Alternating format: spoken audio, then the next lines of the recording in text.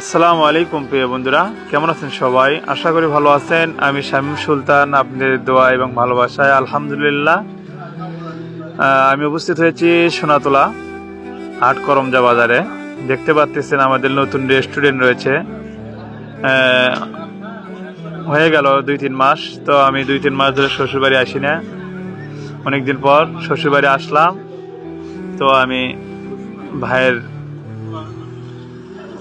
নতুন রেস্টুরেন্টে হাজির হয়ে গেলাম। তো প্রিয় বন্ধুরা, দেশ বা দেশের বাইরে থেকে যেখান থেকে আমার ভিডিওটি দেখছেন অবশ্যই ভালো লাগবে। আশা করি আপনারা যদি এই এলাকায় কখনো আসেন, এই রেস্টুরেন্টে আসবেন, ইনশাআল্লাহ আশা করি ভালো মানের খাবার পাবেন।